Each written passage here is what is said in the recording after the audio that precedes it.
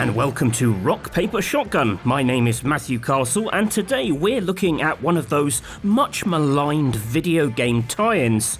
But my fellow vidbud, Colm Ahern, assures me that Peaky Blinders Mastermind is more Alien Isolation than Alien Colonial Marines, of course with Brummies instead of aliens. While I can't make any definitive statements at this point, this is a preview based on the first 3 levels. I can say, Matthew, that I'm surprised by how decent this actually is. Well, I am definitely intrigued to know more, so let's slow motion walk into post-World War I Birmingham while some time period inappropriate rock music plays in the background.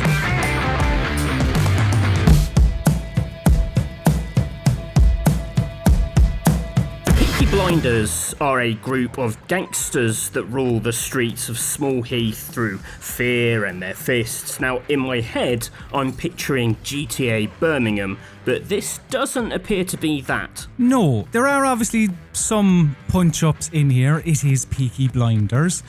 But I only know that from looking at the trailers, because in what I played, I didn't lay a finger on anyone. Again, just the first 3 levels. Lovely blinders. So Mastermind focuses on the cunning side of the Peaky Blinders, which is usually exhibited by gang leader Tommy Shelby, played by Cillian Murphy. So the goal in each level of Peaky Blinders Mastermind is to finish as quickly as possible. You're graded at the end, usual bronze, silver, gold. How do you do that? Well, you make sure that every member of the Shelby family that you're playing as in a particular level, because this isn't Tommy Shelby Mastermind, this is, Peaky Blinders, the entire crew. Right. The family members that you play as in a level will have jobs to do, so you must do them as well and as fast as you can. You needn't worry though, because whilst this is time-based and all that, if one of the characters takes a wrong turn or uses up time by going down a path that leads to a dead end or whatever, then you can just rewind time back to the point before you made that silly decision and you can go the other way. Oh, I love a bit of time rewinding. You've basically just described this as Braid with Brummies. Sort of, yeah. But unlike Joe Blow's effort, this entire system, it sings when you have the actions of multiple characters lining up with one another. Once you do something as one of these characters, that's recorded in a timeline of events, unless you then go on to overwrite it, obviously enough. Right. And in order to solve many of these puzzles, you'll have to have one character record an action, then rewind time and assume control of another character that can take advantage of that recorded action. Oh, okay. Are you with me? Yeah, I can sort of picture that. I'll give you an example. One sequence I played, I was both Tommy and Finn, who is part of the under-12s Peaky Blinder squad at this point. So as Tommy, I needed to get through a locked gate, but the key that I needed was in an area that only Finn could access. He's a child, and there was a little cutout in the fence that only he could crawl through. Oh, you can't squeeze a big Cillian Murphy through a tiny fence crack. I know that from experience. I switched over to control Finn, and then I went into that area, grabbed the key, and then I passed it over to Tommy, and then I took control of Tommy, and I opened the gate. Now, that's a very simple instance of this system at play, but it should give you an idea. It is about, as I've said, it's about not wasting time as well, of course. So if you have the Shelbys doing things concurrently, that's great. Like that's what it's all about, in fact. Right. The game director of Peaky Blinders Mastermind has previously said that the inspiration for this game came from a line that was delivered in the first season of the TV show, where Tommy Shelby said something like, he doesn't care about the past or the future, he only cares about the soldier's minute, where everything in the battle is decided. Well, so to tell you, it's convenient that they have that quote to work from. I thought it was going to be the famous quote in Series 1 where Tommy Shelby said, I'm going to go and stand by that door and Finn can go through that fence and get a key for the other side of the door. Wouldn't be a very long game, would it? No, yeah. But it would be quite a direct adaptation. So my lengthiest finishing time in one of these levels was around 3.5 minutes. minutes or so. Oh, that's several soldiers' minutes. Even more soldiers' minutes. It probably took me around 20 minutes in real time. You know, that's doing things, rewinding, doing them again. It works so well. Like, it works surprisingly well. That sounds a tiny bit like in Desperados 3, where you have all the characters and you can kind of program in simultaneous moves. It reminded me of that Desperados. What is it? I can't remember the name of it, but it reminds me of that, yeah. I'm as astounded as the next person that Future Lab, the developer, didn't just go for a simpler game like a top-down shooter or something, because that would surely be more easily translated to those who've series linked this on BBC One. Yeah, I thought this was going to be like Hotline Birmingham, kicking down doors and then knifing people with your magic knife hat or whatever it is they wear. Totally, that's what I expected. But there is more meat on this bone. Now, some adventure games or puzzle games, they run into trouble when you're in control of multiple characters that are in one area. It often becomes just a bit tiresome because you're going over the same ground more than once and it just slows everything down. But I didn't get that from Mastermind, to be fair, because the levels are relatively small in terms of space, so there isn't really enough time between A and B to get bored. Is there anything special about the various characters you control? There is. The different Shelbys can do different things. I only played as 3 members of the family, Tommy, Ada and Finn, and they all provided something unique. So this is a prequel before the TV show, meaning that Finn, who is an adult now in season 5, but in this he's a child, so that allows him to crawl through tighter spaces that the adults can't, as we said previously. Ada has the power to distract enemies by simply chatting to them.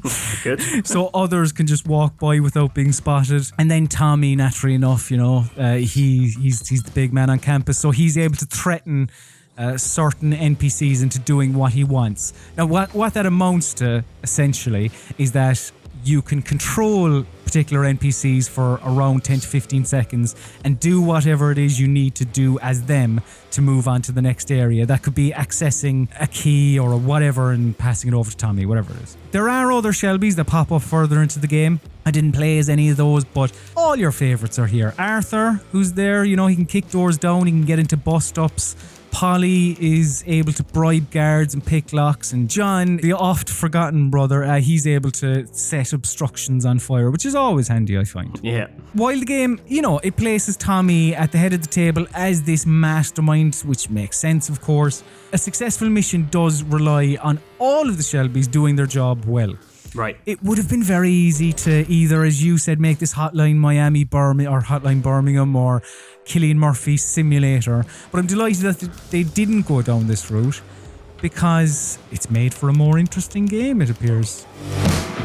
So I can see that the likenesses of Cillian Murphy and Helen McCrory are in here, but I'm guessing their voices aren't? Correct. When you're playing as these characters, you'll see their faces in the bottom left of the screen, and you'll see them as well in text-based pre- and post-mission cutscenes, but that's essentially it. Sadly, you don't get to hear the glorious gravel of Paul Anderson's Arthur Shelby, but I'm pretty sure you have an Arthur Shelby in there somewhere, Matthew. Oh, I wouldn't want to offend people with bad Brummies. He's the croaky one, isn't he? He's like, oh God, we gotta take over all of Birmingham. I'll be cross if we're not in charge of Birmingham by the night. Yeah, direct quote as well. I'll be cross. I'll be I so saw cross. half a season of this like a million years ago. This is perfect for you to jump in, Matthew, because this doesn't take in... this happens, as I said, before the entire series. This takes place after World War I, when the Peaky Boys have come back to Birmingham. And naturally enough, there's a plot to take the gang out, and Tommy and Co need to thwart said plot. Standard stuff in the 3 levels I played, and so I didn't get a proper feel for where the story will go. So I can't say if this is on the level of the earlier seasons of Peaky Blinders in terms of quality, or if it's more like the most recent season of Peaky Blinders, which was pretty shit. Show creator Stephen Knight, he is said to be involved in some way, But I don't know if that just boils down to him going, yes, make me a Peaky Blinders game that will give me money, or if he's actually involved. I don't know. He made those crates in this level, actually. Did he? Oh, yeah, wow. That's what people don't know about Stephen Knight. Great scriptwriter, also 3D modeler of crates. So I'm guessing that the narrative will purely act as a way to prod you into missions, giving fairly minor reasoning as to what's happening. But we'll see. I don't know. I'd love a story that could even come close to reaching the heights of the first 2 seasons. So here's hoping. Speaking of Peaky Blinders stories, do you want to hear my Cillian Murphy anecdote quickly? I'd love to. You know the immigration queue at when you go to the States? Yes. I stood next to Cillian Murphy. That's my story. That's a very good story, Matthew. Well, I'm hoping the story in Peaky Blinders Mastermind is a bit more exciting than that. Actually, it sounds like, from our little conversation, that Peaky Blinders Mastermind has actually surprised you. Yeah. I mean, look, of course, there have been some cracking licensed video games, but history does tell us that they're the exception rather than the rule. Oh, for sure. I'm not saying that Peaky Blinders Mastermind is nailed on to sit alongside the GoldenEyes or first season of The Walking Dead or the KOTORs or whatever it is. But I can confidently say that I'm far more interested in playing the final game now. So, apologies, Peaky Blinders Mastermind. You know, I shouldn't have judged you, because you may well turn out to be a pretty decent little video game.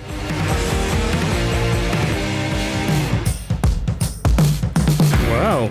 How's that for a headline? Peaky Blinders Mastermind, surprisingly not shit. And I guess we'll find out how decent it is when it launches on Steam later this summer. Thanks very much for chatting all things Shelby with me, Colm. Always a pleasure, matey. Oh my god, it's Arthur Shelby in the flesh. And do let us know if you're looking forward to the game by dropping into the comments section. And if you like this video, please do give it a thumbs up. If you're looking for more chat from us on other games, be sure to check out either of the 2 videos on screen right now. And to make sure you never miss any future videos from RPS, just hit subscribe and ring the notification bell. Thanks very much for watching. We hope to see you again soon. Bye for now.